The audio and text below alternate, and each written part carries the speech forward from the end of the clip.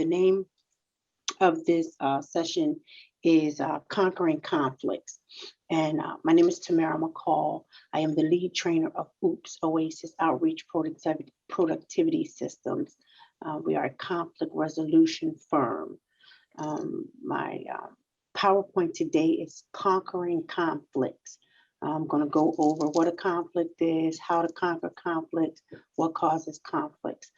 Again, for those people that aren't here, that are here, my screen share has been disabled. So unfortunately, it'll just be a listening session.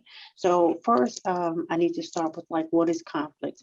Conflicts are described as when two or more parties believe they have incapable goals, opposing interests with scarce resources. So conflicts are caused when people have scarce resources. They need, everybody has a goal and a mission, and it's not enough resources to go around. It's also considered a difference, which comes about from a combination of expectations and frustrations over the perceived gap of what ought to be and what is. In this city, a lot of times I've heard people say, well, it is what it is. And a lot of times what it is scarce resources that we don't have and aren't available. So what causes conflict? Conflicts are usually caused when one or both parties have unmet human needs, and you are incapable of communicating your unmet human need. So some unmet human needs that we have are self-actualization, our personal potential, where I'm trying to reach my full potential and you hinder my full potential. My safety and my security, when you hinder my job, my home, my family, that is my safety and my security. My physiological, when you hinder water, air, my basic human needs. Another is my belongingness, when my love or my acceptance is hindered and you interfere with that, then you are causing my basic human needs not to be met. And not having your basic human needs unmet is what causes conflict. So there are 5 forms of communication. The 5th form of communication is the most important form of communication needed to transform or to conquer a conflict. So out of the 5, we have verbal, nonverbal, visual, written, and listening. Listening is the most important form of communication, which will help you conquer a conflict and which will transform a conflict from a state of conflict to a state of transformation. So in listening, we have active listening. How do you actively listen? You actively listen by being motivated to listen to people. You make eye contact. Eye contact is very, very important. You make eye contact. You make gestures of acknowledgement. Okay, right. Okay, you make eye contact because you want people to know that you're listening and you're paying attention to them. You avoid distractions. In this day and time, please put the telephones down. Please put the cell phones down. If you're in the midst of a conflict and you have your cell phone, it only escalates the conflict even higher.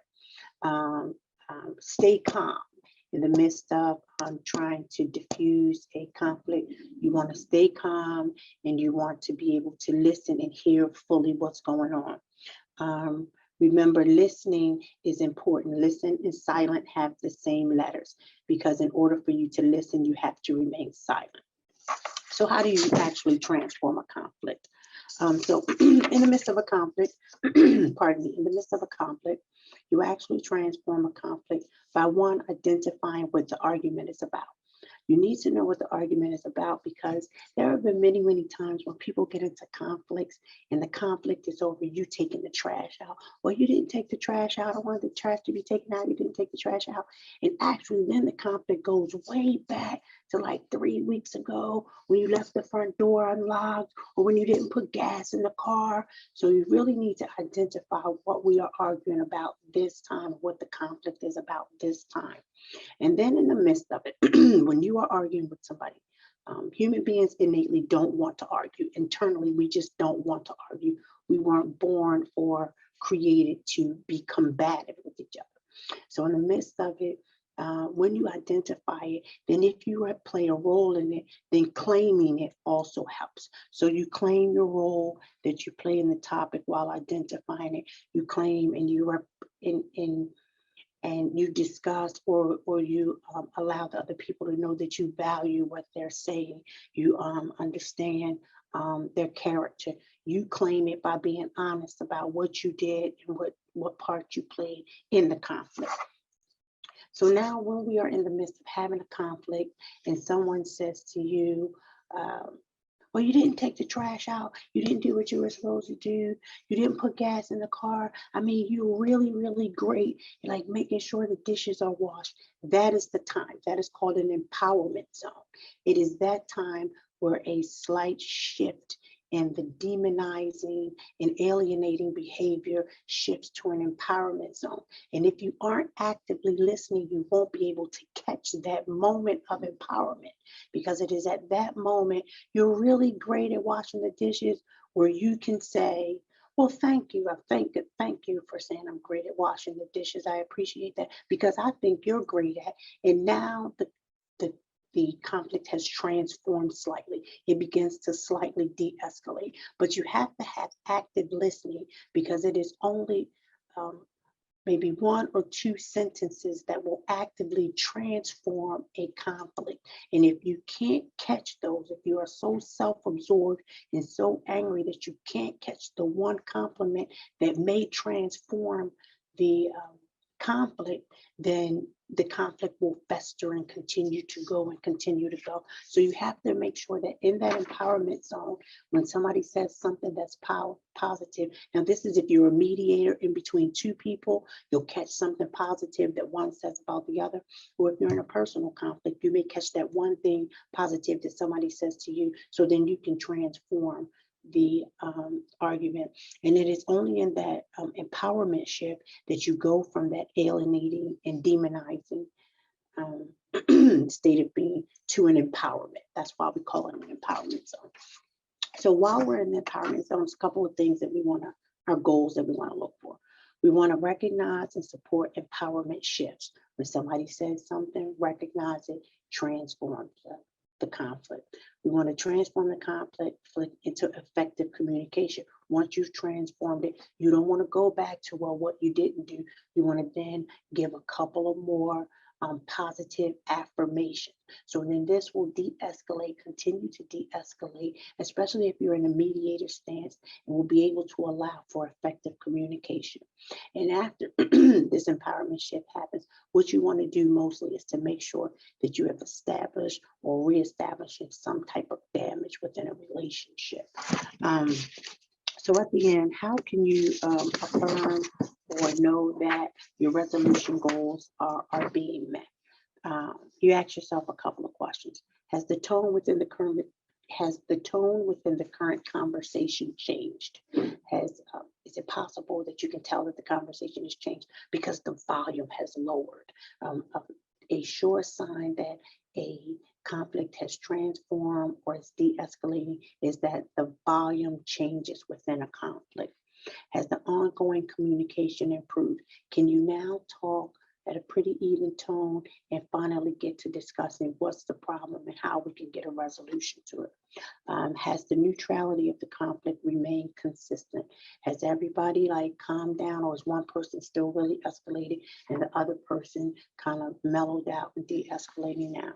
And eventually has the relationship transformed? Now, in a mediator stance, if the relationship is transformed, then you will be able to see long-term if the relationship is ongoing. If you were mediating between your children or between neighbors, you will be able to see if the relationship has continued to grow in a positive or negative manner.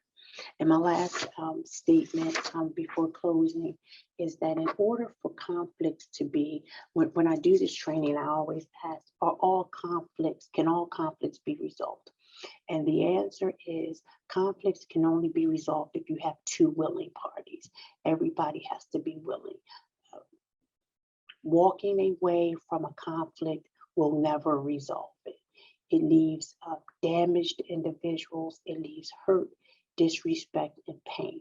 Now, if you walk away, regroup, and then come back, that is different. But walking away and never returning to a subject will never resolve a conflict. So that's how you conquer a conflict. My name is Tamara McCall. I am the lead trainer for OOPS because we help people with the OOPS of miscommunication. OOPS stands for Oasis Outreach Productivity Systems. We are an oasis of information outreaching into the community to productively help with systemic conflicts, workplace, community, and family. Thank you very much. Are there any questions? Hello, I do have one question. What was the time of this training? This training started at 1:15, and because it started at 1:15, I thought at 1:15 someone would come in and allow me to have a screen share, and they did not. So it started just a little bit late because I wanted to be able to print out exactly what I needed to from each slide, and I really had a full presentation slides, but the host, I'm not able to screen share. Okay, because on Hoover, I just had like a different, I don't know, I'm sorry. Like I was late and I was confused on the timing, but thank you. What did it have on Hoover? I thought it was supposed to go until 2:00. But it was from 1:15 to 2. It was. It's from 1:15 until 2, and that was with the screen share. I didn't have. Let's see if it gives me the policy. Yeah, it does say it's disabled. It said it was disabled for a moment. Let's see. Oh, hold on. Let's see if this. Can you guys see that? Yes. Yes, I can see too. Oh, let's see. Oh, now we can screen share. Someone came in. I promise you at the beginning they couldn't. So, okay, let's see. Just for you, I will go over it again. What is conflict? For those that heard it and were okay, let me run back through it really quick because initially, again, I could not screen share. So what is conflict? When two or more parties believe they have incompatible goals, that is usually opposing interests with scarce resources. A difference which comes about from a combination of expectations and frustrations over the perceived gap of what ought to be and what is. So conflict is when we have very little resources. When you think it should be one way, somebody thinks it should be another way. Nobody has their needs met.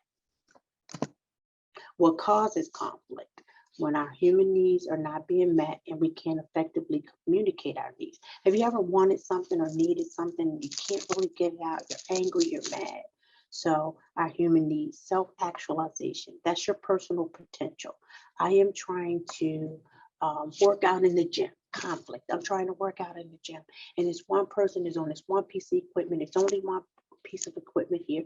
And now they won't get off of the equipment. They're there and they're kind of on their cell phone. You hinder my personal potential. The other one, hold on, let me see if I can move this out the way. Physiological, my basic needs, air, water, conflicts. You know, recently, one of the most physiological conflicts we have is an internal conflict with wearing masks. It makes us angry. We feel tight and upset. Another one is our security and our safety, employment, family. If those things are threatened or people hinder you from productively, your safety, your job. If somebody puts your job in jeopardy, it says you do something you didn't, that causes a conflict. Belongingness, love, acceptance, being liked by friends, being liked by your peers, being accepted at work, those things cause conflict. And esteem, when people don't have respect for you, when people disregard you, when people don't pay attention to you, that is one of the primary causes for conflict. Transforming conflict, what's needed?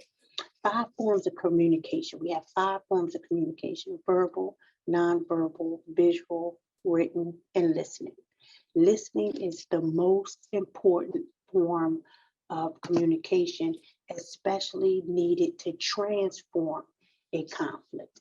And it is needed to transform a conflict because you can't listen and talk at the same time. And if you don't hear what the other person need or what needs you are having a problem with, then you can't help resolve it. You can't get to the bottom of it. So in active listening, we have to be motivated to listen to other people. That entails making eye contact. You know, it's hard to talk to somebody when they're looking other places. And so you want to make eye contact. You want to make gestures of acknowledgement. Really? Okay. Oh, okay, yeah. You want to stay focused. Again, I'll say in this day and time, please put your cell phones down when people are talking to you. It's really kind of rude to be on your cell phone when people are talking to you. It escalates a conflict. Stay focused, not distracted. Stay calm. Don't get upset the best you can. But if you are in a heated conflict amongst each other, human beings innately don't want to argue. They don't want to argue. We are not born to be combative people. It is when our resources are threatened that we become combative. And remember, you can't listen and speak simultaneously because you just simply cannot. But it is important to listen instead of speaking during the transformation of a conflict, about transforming a conflict. The transformative path. When you are in an argument and you are fussing with someone, you first want to identify what the argument is about. I said it earlier, two people arguing. We're really arguing about taking the trash out.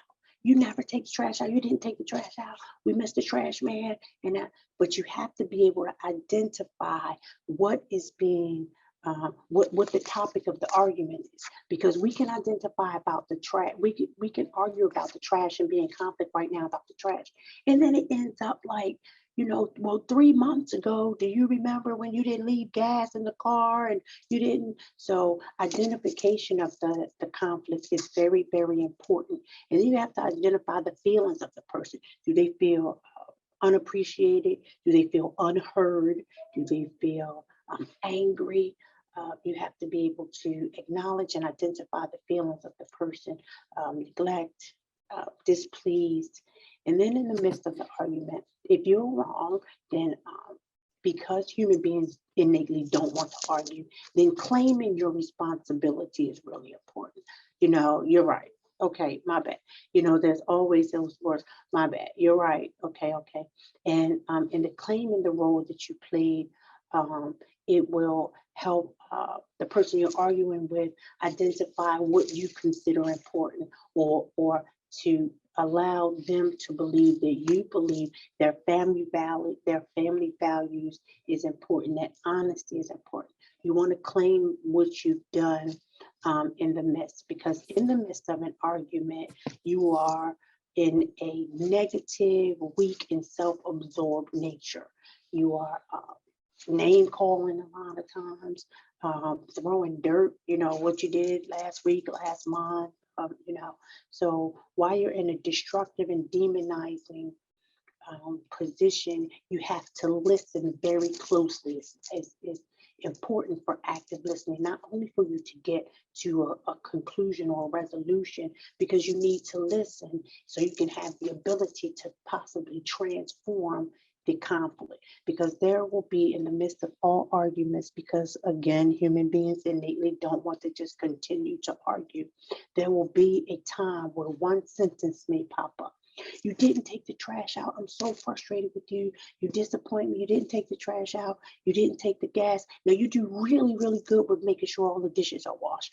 Boom. It is that statement that, if you look at the diagram, where you begin to empower the other person. So the recognition of what they did do now empowers them. And if you stay in that zone, then you can bring a demonizing state of being into an empowerment zone.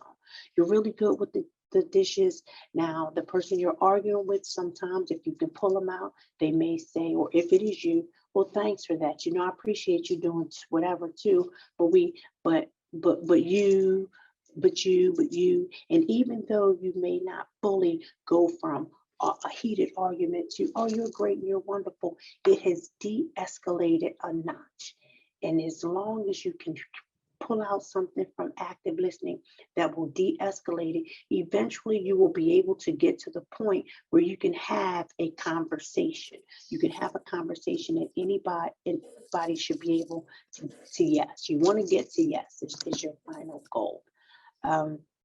So while you're in the empowerment zone, you want to recognize and support the empowerment shifts. So when one positive thing is said, you want to support that positive thing, maybe with a positive comeback. You want to transform the conflict into effective communication. You want to say something empowering so you can slowly de-escalate the conflict. So now you can have effective communication. And then having effective communication, you can slowly rebuild your relationship, which you have slightly just damaged from some of the name calling and some of the anger that you just had. So in the resolution goals and quality assurance check, how do you quality assurance check that the conflict is kind of de-escalated? One that is very, very important is, has the tone within the conversation, because heated arguments have a lot of volume to them. They have a lot of volume. And then over time, as empowerment zones are recognized, we de-escalate and our voices aren't as strong. Our voices aren't as loud. We aren't as forceful and self-absorbed. So as we de-escalate, has the ongoing communication improved? A de-escalated voice with with lowered anger now makes for a better form of communication. We now can talk to each other a little easier. Has the neutrality of the conflict remained consistent?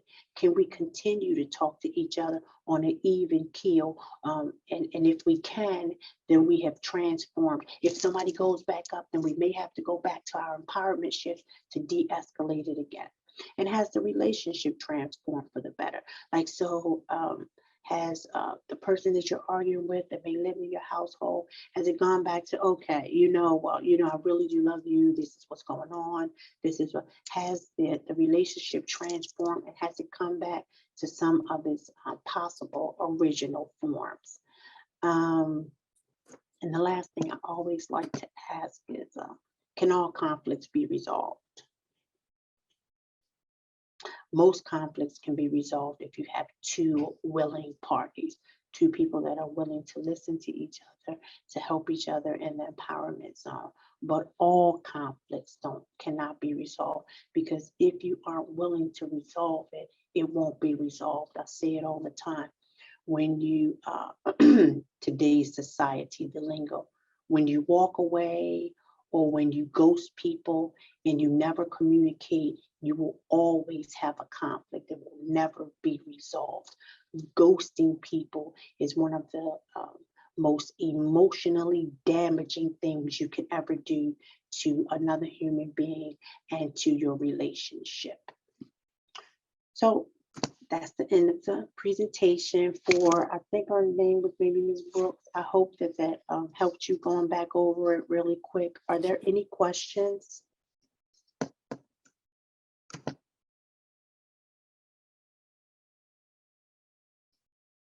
Any questions? No questions in the chat? I tried to really run through this quick because I didn't want to run out of time. But I really appreciate that repeating of it, Ms. McCall. And I'm trying to think of questions. Knowing me, I'll think of one later. But I really appreciate this presentation you've put together. Sure. I'm going to put my email in the chat, and anybody can, you can send me an email later if you want. We can discuss it. If you have an organization you want me to come to do a presentation, I can come do a presentation. I'm available. I am really, I have acquired my master's in negotiations and conflict management management from UB, and I am really interested in de-escalating conflicts in the community, some violence prevention within the community. And I believe that if we can de-escalate some family conflicts, then it may and hopefully will spill over into community de-escalation of conflicts as well.